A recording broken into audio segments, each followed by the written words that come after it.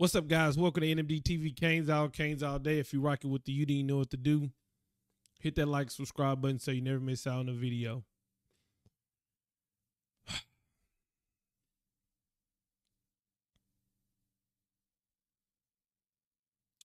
The days of me screaming, throwing shit, I'm over all that. I'm not doing that anymore. So if you clicked on this video to see if I was going to be screaming, which I thought about doing, or if I was going to be throwing something, I'm not going to be doing that today. I'm tired, dog. I'm tired. The worst thing in life is to have hope, to have something in the palm of your hands, to think you have something great, and then at the last second, that shit just gets ripped out of your hand. And although you can apply that to the game, I'm talking about being a Miami Hurricane fan in general. It's like every time I think it's our year, every time I think it's our season, every time I think we got something positive going on, we find new ways to fuck up, new ways to lose, new ways to feel this and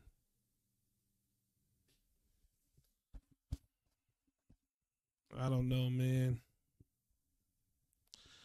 Let's talk to the game. Miami loses to Georgia Tech. And who's to blame? Everybody's to blame. Everybody's to blame, and I'm going to talk about it. First up, Mario Cristobal.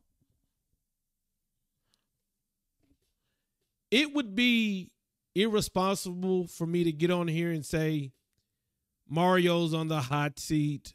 We should fire Mario. Mario, this is the beginning of the end. We're not firing Mario or anything like that. But what I will say is this is something that's going to be hard to come back from. This is something, a coaching mistake. So the Georgia Tech has no timeouts. Georgia Tech has no timeouts. They all we have to do is kneel the ball. We decide to run the ball. Don Chaney fumbles the ball. I think he was down, but we left it in the ref's hands, and they said it was a fumble, and Georgia Tech goes down and scores. If Mario Cristobal would have just said kneel the ball, if Mario Cristobal would have ran on the field and did backflips to get a penalty and just kneeled the ball, he could have done anything to stop us from running that play. We win the game and we're 5-0. But instead, we run the ball, we end up losing. That's on you, Mario. And like I said, you're not getting fired or anything like that, but this is a big blemish on your mark. Last year was a big blemish. Middle Tennessee was a big-ass blemish, but it was your first year, and we let shit slide. Now, the shit is starting to add up because you didn't just lose. It's not that you lost. I will continue to say this because somebody will jump in the damn comments and say, we only lost one game. You only lost one game. It's not what you do, it's how you do it. And tonight's loss is inexcusable.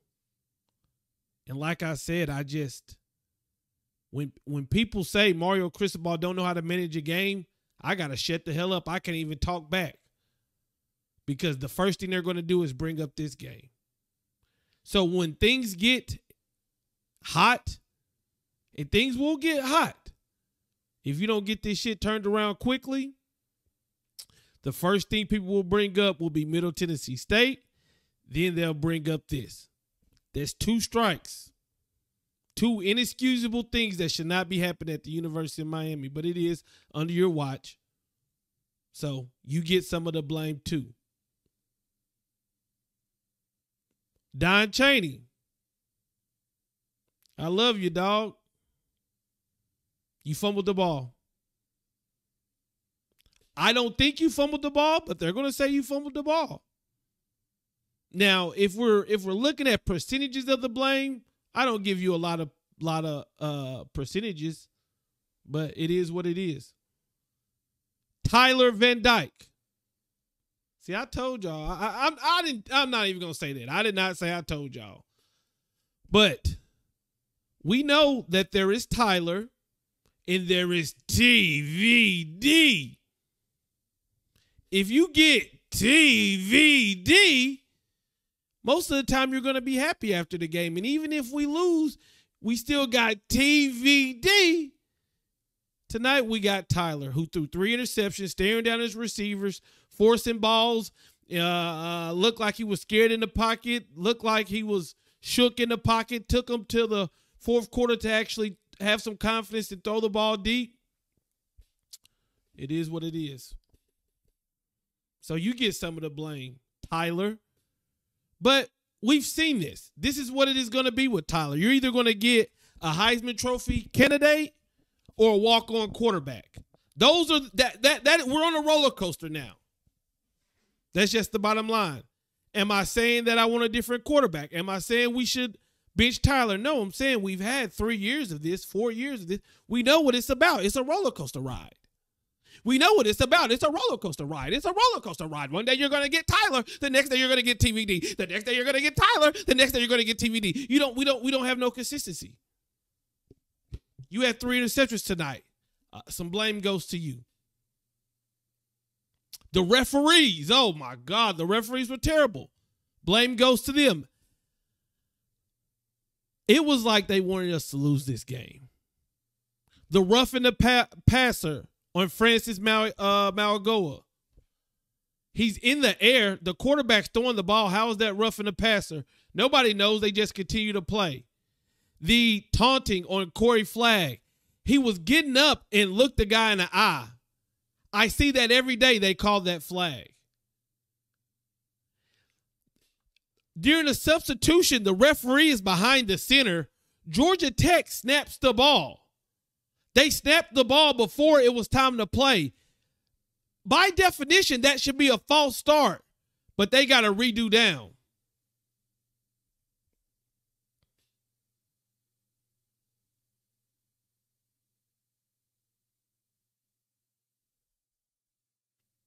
The refs were horrible. On the Henry Parrish run, they called a hold on Inez Cooper that I didn't think was a hold. And then, of course, on the Don Chaney fumble, I didn't think that was fumble. But by them calling it a fumble on the field, that gave them the right to say it stands.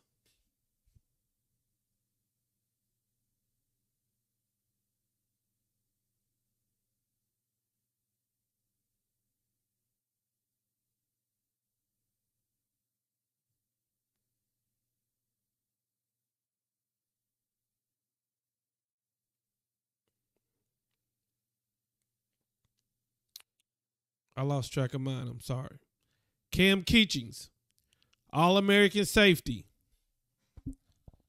Georgia Tech gets the ball with no timeouts.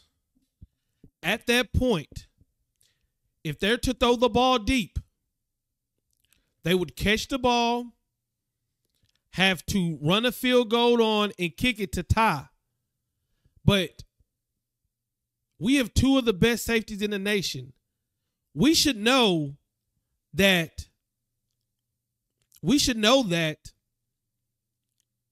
the number 1 rule should be do not get beat deep.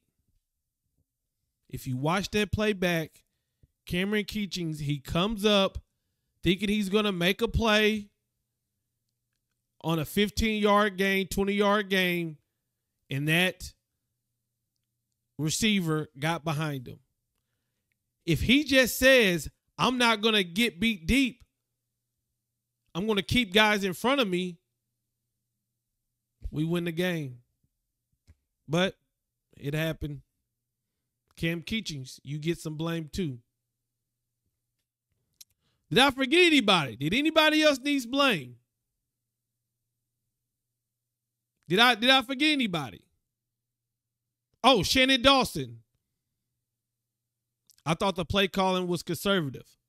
I said this 2 weeks ago, and people started going crazy on me. But on 3rd and 4th down, stop running the damn wide receiver screen. Oh, you got to give your wide receivers a chance to make plays. Just run a fucking route to get past the first down. If we get it, cool. But when you just throw the ball, like if I'm a corner, I love wide receiver screens. You mean to tell me the only thing I got to do is just knock the fucking person out in front of me and that's going to disrupt the play? I'd rather that than have to guard a Kobe Young on a route, to have to guard a Jacoby George on the route. Oh, speaking of Jacoby George, he got a personal foul for blocking out of bounds. That goes on the refs again, more to blame. So I thought Shannon Dawson's play calling was conservative, but this fucking sucks, man. I honestly thought we had a chance this year.